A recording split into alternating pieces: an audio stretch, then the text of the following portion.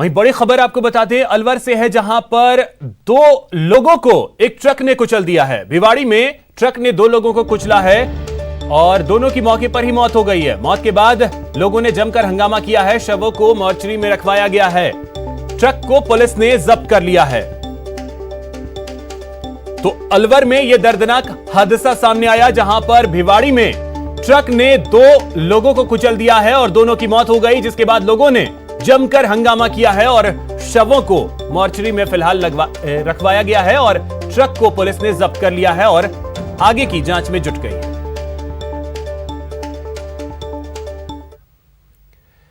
महज 10 सेकंड में जोधपुर में कुछ ऐसा हुआ जिसे देखकर आपका दिल दहल जाएगा।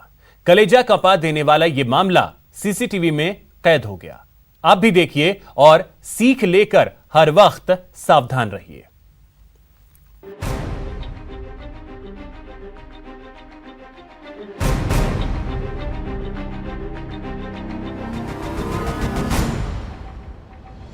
इस कार का कहर देखा आपने? अगर नहीं तो एक बार फिर पीछे चलते हैं और इस सफेद कार का कातिल कहर दिखाते हैं। देखिए, जोधपुर के शास्त्री नगर थाना क्षेत्र की इस सड़क पर सब कुछ ठीक ठाक है। वाहन आ जा रहे हैं। अब इस सफेद कार को गौर से देखिए, जो साइड में खड़ी थी, लेकिन आगे जो होने वाला है वो सन्न करने वाला है। धीरे से ये कार आगे बढ़ती है। इस कार के चलने से आपको शायद अंदाजा हो जाए कि मामला कुछ गड़बड़ है। अब देखिए, पहले ये कार सड़क के साइड में खड़ी इन 2 स्कूटी को टक्कर मारती है। कार की टक्कर से दोनों स्कूटी नीचे गिर जाती हैं।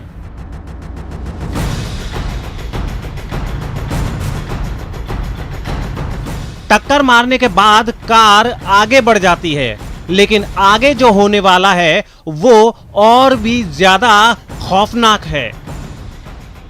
अब जरा सफेद स्कूटी पर सवार इस शख्स को देखिए, जो अपनी स्कूटी खड़ी कर उतर रहा है।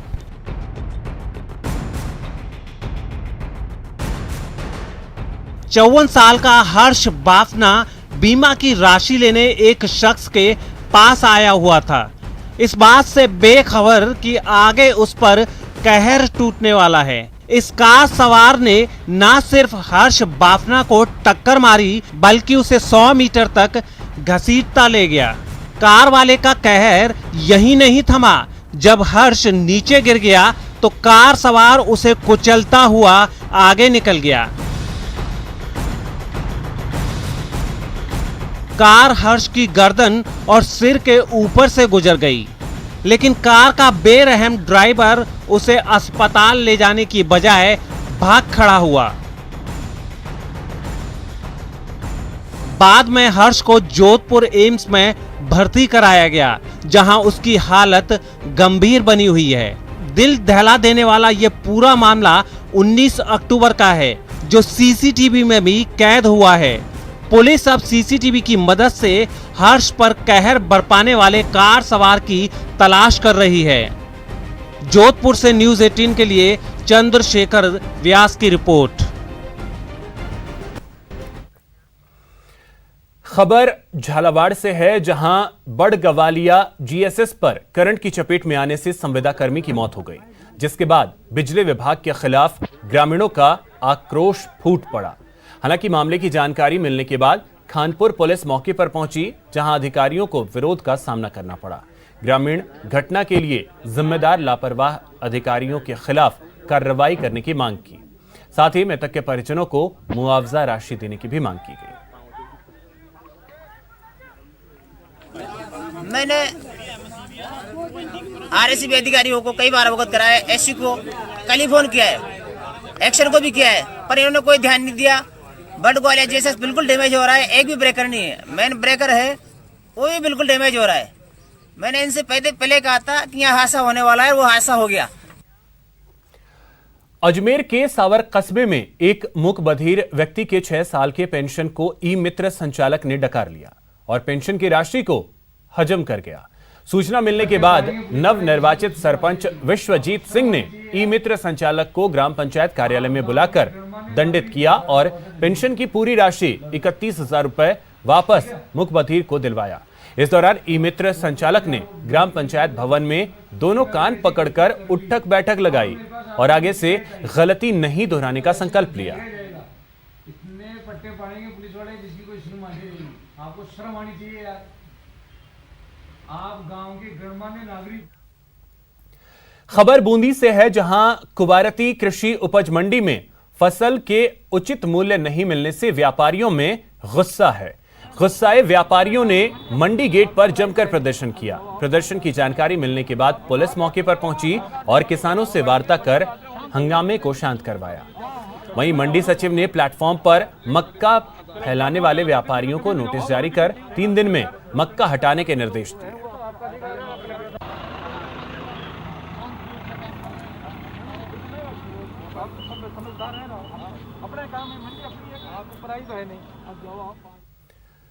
अजमेर में जेएलएन अस्पताल में मरीज के परिजनों ने डॉक्टर पर लापरवाही बरतने का आरोप लगाते हुए जमकर हंगामा किया। दरअसल आशागंज निवासी ज्योति अपने पति के लीवर का इलाज कराने अस्पताल आई थी, जहां इलाज के दौरान मरीज को लगाए गए इंजेक्शन का रिएक्शन होने से मरीज के हाथ में सूजन और छाले पड़ गए, जिसके बाद परिजनों ने जमकर हंगामा किया। हालांकि बाद में सीनियर डॉक्टरों ने मामले को शांत कराया।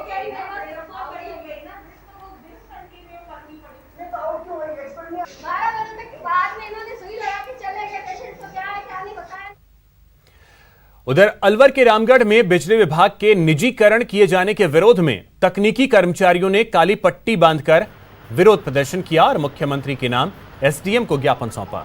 विद्युत तकनीकी कर्मचारी एसोसिएशन के अध्यक्ष ने बताया कि बिजली विभाग के निजीकरण से तकनीकी कर्मचारियों की रोजी रोटी खत्म हो जाएगी और बिजली की दरों में भी बढ़ोतरी होगी, जिसका खामियाजा गरीबों को भुगतना पड़ेगा।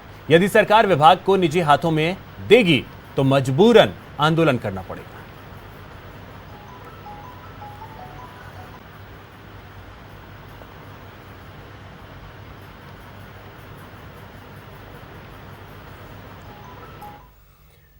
अब बात करते हैं उदयपुर की, जहां अंबा माता थाना क्षेत्र के हवाला गांव से एक युवक पिछले 4 दिन से लापता है।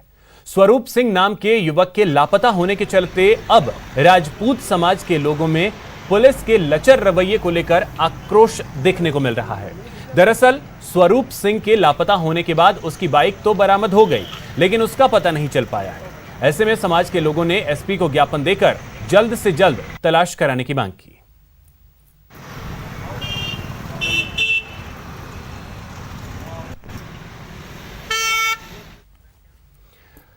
बात करते हैं भरतपुर की, जहां नगर निगम आयुक्त और एक पार्षद के बीच हुई नोकझोंक पुलिस तक पहुंच गई। पार्षद नरेश जाटव ने आयुक्त के खिलाफ शिकायत दर्ज कराई है, जिसमें उन्होंने कहा है कि वो नगर निगम आयुक्त के पास अपने वार्ड की समस्या को लेकर गए थे, जहां आयुक्त ने अपमानजनक भरी बातें कही, जाति सूचक शब्दों का भी इस्तेमाल किया। वहीं आयुक्त ने भी पार्षद और अन्य के खिलाफ राज्य कार्य में बाधा पहुंचाने की शिकायत दर्ज करवाई है।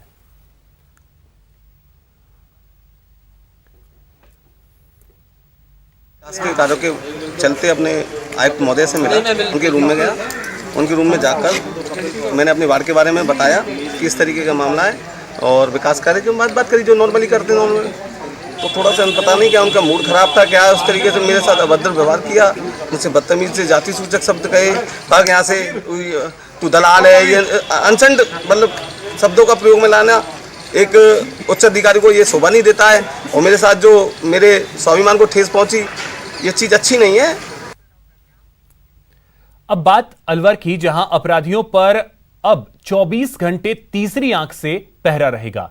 जी हां, शहर में 225 सीसीटीवी कैमरे लगाए जा चुके हैं, जिससे अपराधियों पर नजर रखी जा रही है। वहीं शहर में 450 कैमरे और लगाए जाने हैं, जिस पर काम चल रहा है।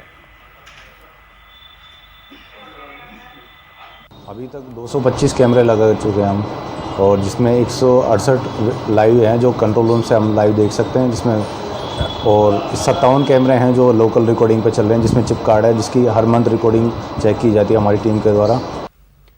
बड़ी खबर आपको जैसलमेर से बता दें, जहां पर नाग मिसाइल का सफल परीक्षण हुआ है। पोखरण फील्ड फायरिंग रेंज में इसका परीक्षण किया गया। मिसाइल के एडवांस वर्जन का परीक्षण किया गया है। डीआरडीओ के अधिकारी इस दौरान मौजूद रहे। तो पोखरण में परीक्षण किया गया। जैसलमेर से यह बड़ी खबर, डीआरडीओ के अधिकारी इस दौरान वहां मौजूद थे। नाग मिसाइल का सफल परीक्षण हुआ है।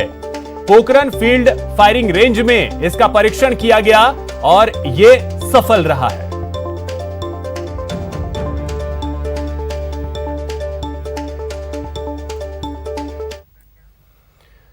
पूरी दुनिया कोरोना संकट से जूझ रही है। ऐसे में गुजरात में राजकोट के 139 गांव पूरी दुनिया को कोरोना से बचने की राह दिखा सकते हैं। चलिए आपको लिए चलते हैं इन गांवों में जहां अभी तक कोरोना का एक भी मामला दर्ज नहीं हुआ और यह गांव कोरोना से बचने में बेमिसाल साबित हुआ है।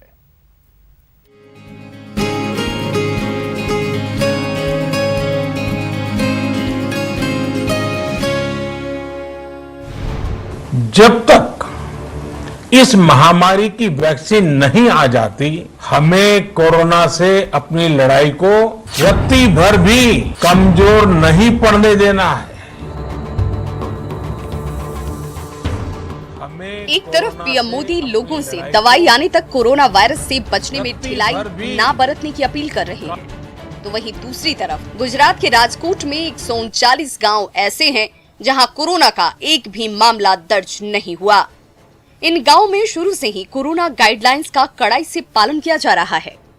अभी तक हमारे गांव में जो सलामती है वो हमारे रूप से पंचायत के सहयोग से और गांव लोगों के सहयोग से वो कोरोना को एंट्री नहीं देने की थी। गुजरात के राजकोट में करीब 598 गांव हैं। इनमें से 139 गांवों को कोरोना मुक्त घोषित कर दिया गया है।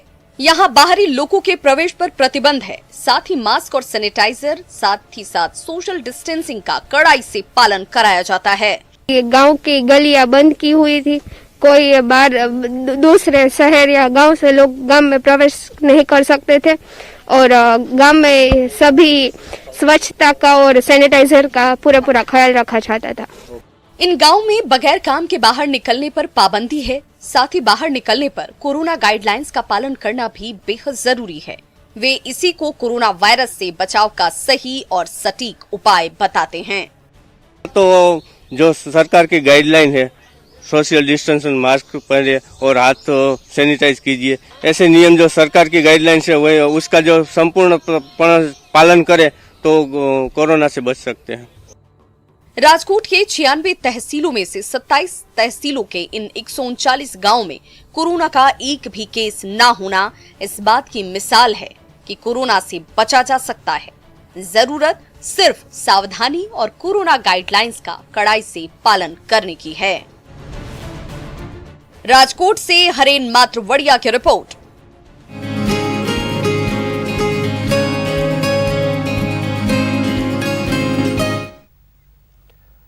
नवरात्रि का आज छठा दिन है। नवरात्र के छठे दिन मां कात्यायनी की पूजा की जाती है। मां कात्यायनी की पूजा करने से धर्म, अर्थ, काम और मोक्ष की प्राप्ति होती है।